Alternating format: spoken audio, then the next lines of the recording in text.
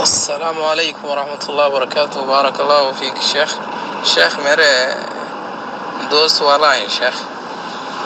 ایک سے جڑے ہوا ایک سوال ہے. اگر مرغی کو یا بکری وغیرہ کو ذبح کرتے وقت انسان پوری منڈی کچھ الگ کر دے ذبح کے وقت ہی، جان بوجھ کر ہو یا انجانے میں ہو، دونوں کا حکم کیا ہے؟ اور اسی طرح کسی بکری کو یا کسی جانور کو ذبح کر رہا ہے، بیمار تھا وہ ذبح کر رہا ہے، ذبح کرنے کے بعد اس کے اندر حرکت نہیں ہے، کچھ بھی ہلایا نہیں، پاؤں ہاتھ وغیرہ کچھ بھی ہلایا نہیں، تو کیا یہ مردار میں شمار ہوگا؟ رہنمائی فرمائے بارک اللہ فیکم. وعلیکم السلام ورحمۃ اللہ وبرکاتہ. وإیاکم یا اخی الکریم. اللہ رب العالمین آپ کو برکات سے نوازے، آمین یا رب العالمین. دیکھیے، جو ذبح کے آداب رسول اللہ صلی اللہ علیہ وسلم سے ثابت ہے، اس میں منڈی کو الگ کرنا نہیں ہے.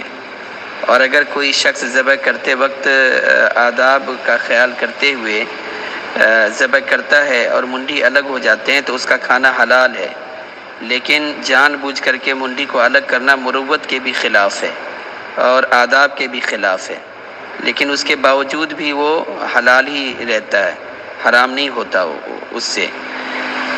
بس خیال رکھنا چاہیے کہ جانور کو زیادہ تکلیف نہ پہنچے.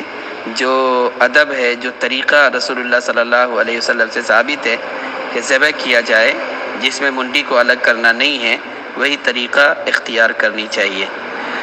اور دوسرا سوال آپ کا، اس کا جواب یہ ہے کہ اگر پورا یقین ہو جاتا ہے کہ جانور زندہ ہے اور پھر ذبح کرتا ہے اور ذبح کرنے کے وقت اس کا پاؤں وغیرہ نہیں ہلا رہا ہے لیکن یقین تھا کہ وہ زندہ ہے، تو پھر اس کا کھانا حلال ہے. لیکن یقین ہے کہ وہ مر چکا ہے اور پھر ذبح کیا گیا تو وہ مردار ہے، اس کا کھانا حرام ہے، لہذا اس سے اجتناب ضروری ہے.